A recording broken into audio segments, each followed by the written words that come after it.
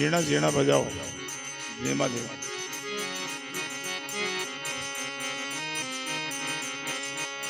लगन की बात न्यारी है, कटारी से करारी है। लगन की बात न्यारी है, कटारी से करारी, कटारी से करारी है, कटारी से करारी है, कटारी से करारी है। लगन की बात न्यारी है, कटारी से करारी है। लगन की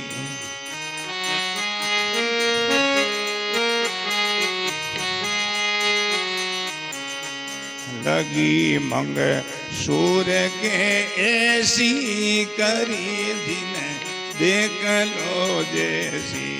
लगी मंग सूर्य के ऐसी करी दिन देख लो।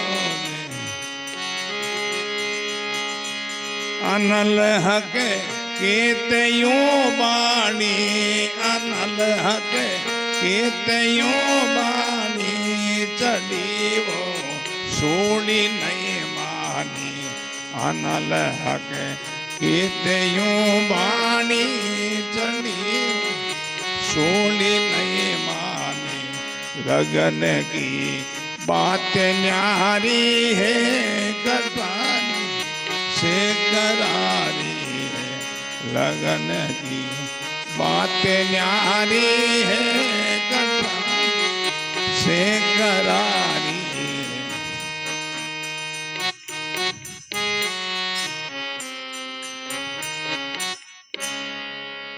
राम गुरुदेव जी महाराज। जिनके दिल में वैराग प्रकट हो जाए, वीर प्रकट हो जाए, उनकी गति वो ही जाने। लगन की बात न्यारी है, कटारी सह करारी। मुस्लिम समाज में एक भक्त हुआ है मंसूर, उनकी बहन थी अनल। वो गुरुमुखी थी, सत्संगी थी। जिस नगरी में उनका वास था, उस नगरी में सत्संग हो रहा था, वो संतों का समागम हो रहा था। बोलो राम। तो वो सत्संग में जाया करती थी। संध्या काल का 8 बजे से 10 बजे का समय था और सत्संग का विराम हुआ तो सब भक्त अपने अपने घर। तो वो अनल भी अपने घर जा रही थी। चोटा में 5-10 लोग बैठे थे। उन्होंने अनल को देखा, ये कौन है, नारी अकेली। चोटा में लोग बैठते हैं, वो अच्छे लोग नहीं बैठते हैं।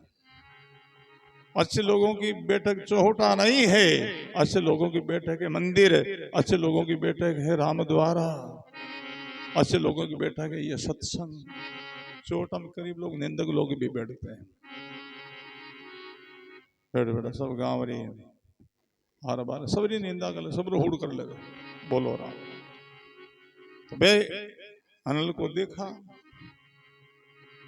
और चौकस किया, जो अनल है मंसूर की बहन है। गए वो मंसूर के पास, मंसूर ये तुम्हारी बहन रात्रि के समय कहाँ जाती है, तुम चौकस नहीं करते हो। दूसरे दिन जब वो अनल सत्संग में रवाना हुई तो पीछे पीछे मंसूर छुप करके छाने रवाना, ये कहाँ जा रही, क्यों जा रही है। और जहाँ सत्संग का पंडाल था, सब भक्त लोग आते आते बैठते, आसन ग्रहण करते और सब ध्यान मगन हो जाते हैं। मंसूर दूर छुप करके बैठा, ये लोग क्या कर रहे हैं यहाँ। सब आ रहे हैं, सब ध्यान मग्न हो रहे हैं। भाई बहनों, गुरुमुखी लोगों का यह परिचय है। सत्संग में जाओ, सत्संग आसन कर बैठो, बातचीत न करो। सत्संग में बैठ के उस पंडाल में, उस भूमि में बातचीत करना बड़ा पाप लगता है। बोलो राम। भजन करे तो 6 गुणों फल मिले, सत्संग करे तो 6 गुणों फल मिले, और बातचीत करे तो 6 गुणों पाप भी लागे। तो सब आते गए, ध्यान मगन होते गए, मंसूर दूर बैठा। इतने में सत्संग का समय हुआ, वो महात्मा जी आकर के आसन पर ग्रहण किया और मंगलाचरण कर सत्संगी परवा चली, धारा चली। भाई बहनों, सत्संग की धारा ऐसी एक बाढ़ है।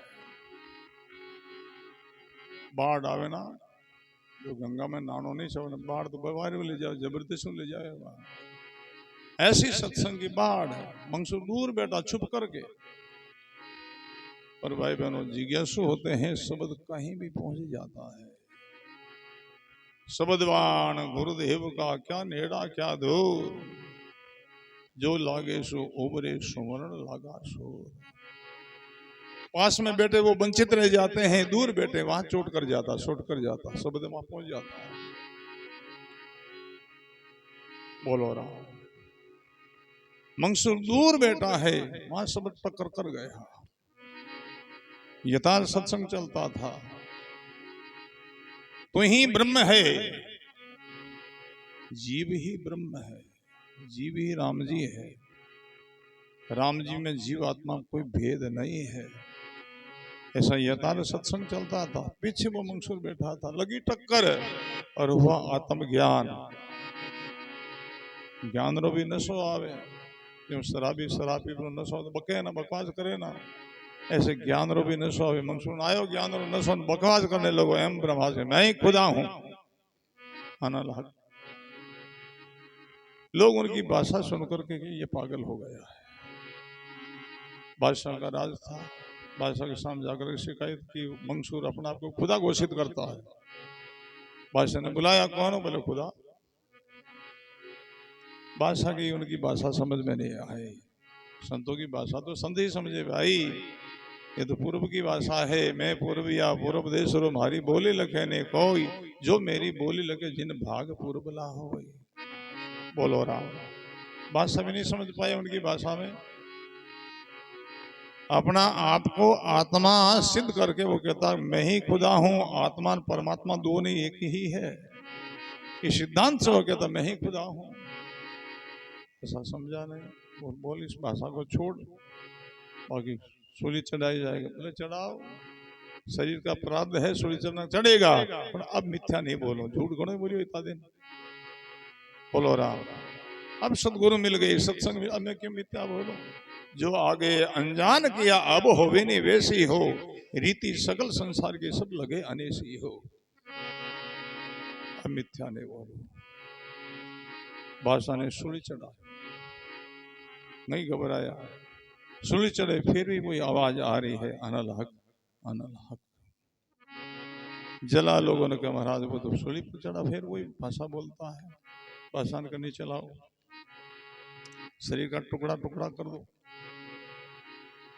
जला लोगों ने शरीर का टुकड़ा टुकड़ा कर दिया। पहले तो एक ही शब्द आता, अब जितना शरीर का कितना भाग हुआ टुकड़ा में, सब में वही ध्वनि आवे, अनल हक अनल हक। लोग कहने लगे बादशाह पहले तो एक ही आवाज आती, अब तो जितना शरीर का टुकड़ा भाग सब में से वो आवाज आ रही है। बादशाह ने कहा इसको भेंटा करके जला दो। जला दिया, जला दिया। अग्नि का अंगारा में वो आवाज आ रही है, अनल हक। बोले अग्नि का अंगारा में वो आवाज आ रही है। बादशाह ने कहा अंगारों को इकट्ठा करके गंगा में फेंक दो। लोगों ने ऐसा ही किया। गंगा के तरंगों के साथ में भूसे भी फैली, सब तरंगों में वो आवाज आ रही है। तो ये उदाहरण दिया कबीर साहब ने, लगी मंसूर के ऐसी, करी जिन देख लो जैसी। अनल हक के तो यूं बाणी, वो चढ़ी सूली नहीं मानी। लगन ऐसी है, विराग ऐसा, वीर ऐसा होता है। बोलो राम। और गाया है,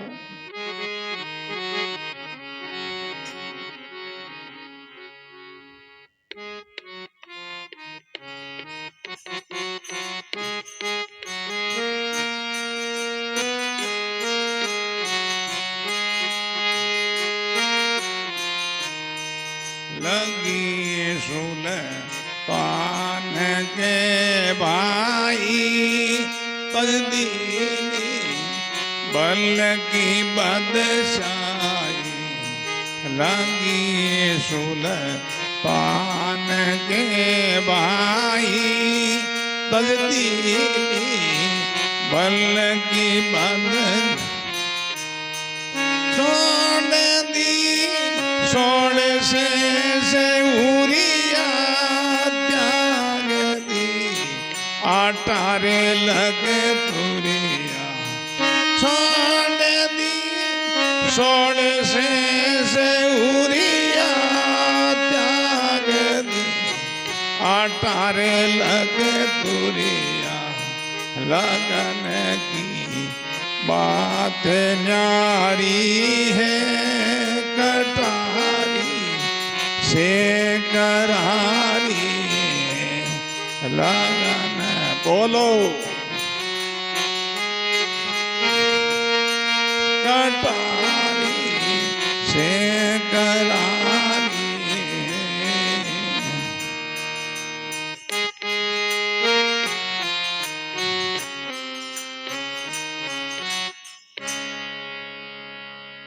राम गुरुदेव जी महाराज लगी सुल्तान के ऐसी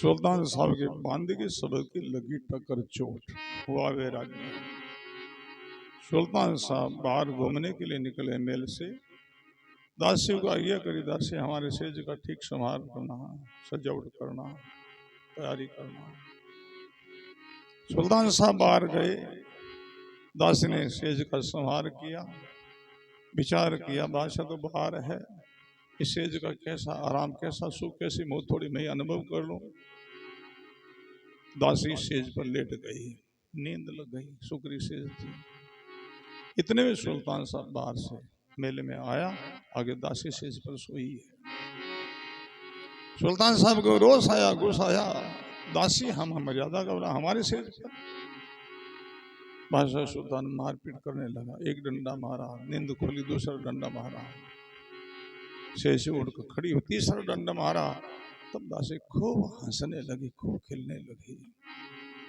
हंसती हुई दासी को देख करके बादशाह सुल्तान विचार करने लगे कहने लगे दासी सहज सोती देख ताजना की मारी तीन रोने की बेड़िया रंडी बक बक हंसे असमय तुम्हारी रोने की इतने में जोर से मारपीट की है और रोने के बाद तुम हंस रहे हंसने का कारण क्या है तब दासी कहती है एक जो निमक सूती ताजना की पड़ी तीन हजरत सदाई शोभो पड़े मारे कहती है मैं थोड़ी समय आराम के जिनका तीन डंडा पड़ा बड़ी मार पड़ी बड़ा कष्ट हुआ और सदा आप ही सोते हो आपकी कितनी मार पड़ जाएगी मेरे मारे मेरे क्यों पड़ी पर सोई तो आप ही नहीं पर सो रहे हो ना दासी की दशा देख करके बादशाह को हुआ वैराग्य बोली मार से कैसे बचा होले बोले छोड़ त्याग इनका गुरु महाराज की शरण जा भजन कर इन मार से छुटकारा हो सकता है बांदी का वचन सुन सुल्तान सिलाम करी कि उपदेश मेरे गुरु पीर जैसी कि उपदेश मेरे गुरु पीर जैसी बांदी का वचन सुन सुल्तान सलाम करी बांदी के चरणों में प्रणाम किया हे बांदी हमको तुमने जगा दिया गुरु का क्या अर्थ है रे भाई गु और रू ये दो शब्द है गु शब्द का अर्थ है अंधकार रू शब्द का अर्थ है प्रकाश जो अंधकार से प्रकाश में लाए वही हमारा गुरु है बादशाह सुल्तान दासी के चरणों में प्रणाम कर दासी तुम हमारे गुरु हो निकल गया लगी सुल्तान के ऐसी तजनी बलकरी है लगी सुल्तान के भाई तजनी बलकरी बादशाही छोड़ दी 16 सहस हुरिया त्याग दी 18 लख तुरिया 18 लाख घोड़ा था वाहन के लिए और 16,000 हुरमा रानिया थी सबको छोड़ करके निकला जंगल में लगन लग गई शब्द की टक्कर चोट लग गई बेराग हो गया और गाया है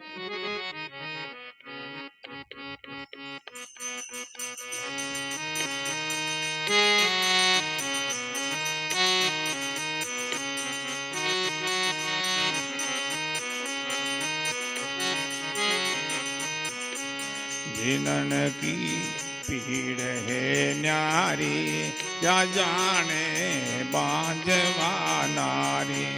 जिनन की पीड़ है न्यारी, क्या जाने बांझवा नारी। क्या जाने बांझ लगी है आद अंत ताई, लगी है आद अंत ताई। कबीर यूं के मेरे भाई, लगी है आद अंत ताई।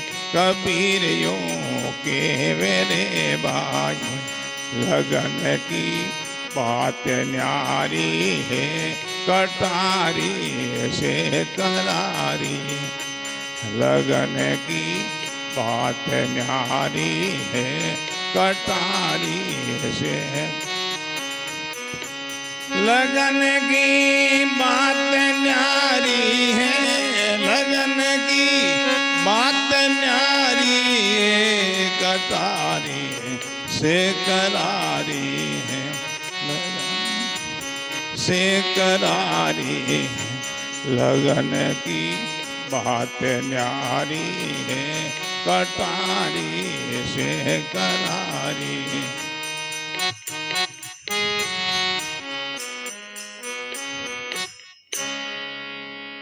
राम गुरुदेव जी महाराज। जिनन की पीड़ है न्यारी, जिनके लगन लगी वो जाने, हम क्या जाने भाई संसारी।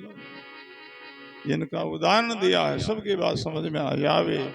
जिनन की पीड़ है न्यारी, क्या जाने रे बांझवा नारी। जिस माता बहन ने बाल को जन्म दिया है उनको पता बाल को जन्म देने से कितनी पीड़ा होती है, बांझवों को क्या पता है।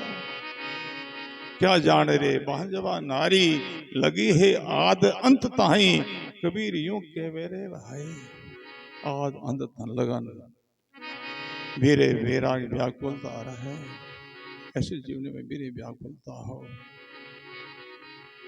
पद पर दे तो शब्द कर छोड़े, निस दिन बिरह वैरागी। वहां को अर्थ कहाँ लग बुझे, जो लागी सो लागी। अंत में और सदगुरु कबीर साहब ने गाया है,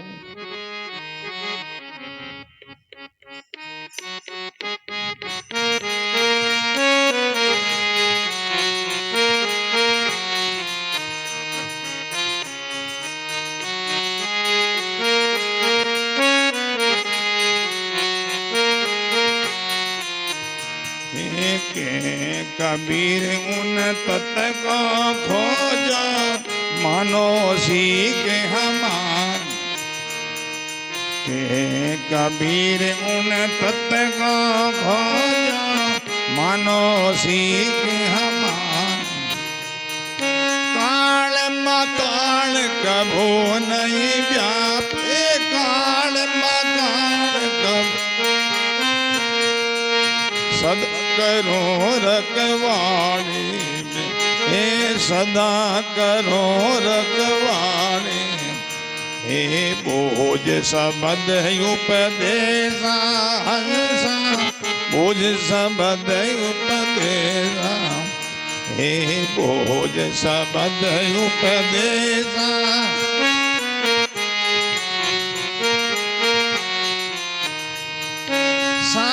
सबद और गुरुमुख वाणी। सार सबद और ताका के वो संदेशा, हे ताका के वो संदेशा। हे बोझ सबद उपदेशा, बोझ सबद उपदेशा। हे बोझ सबद उपदेशा।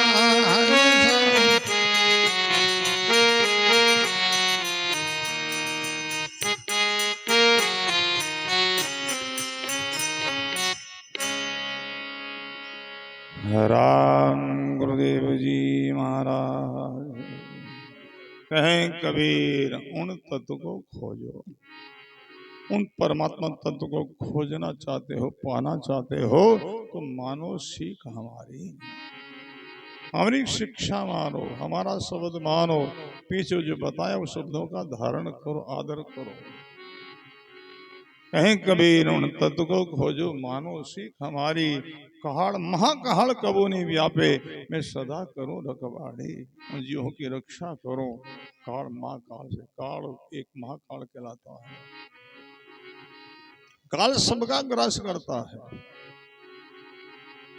जो काल के पकड़ में नहीं आवे उनके लिए महाकाल प्रकट होता है।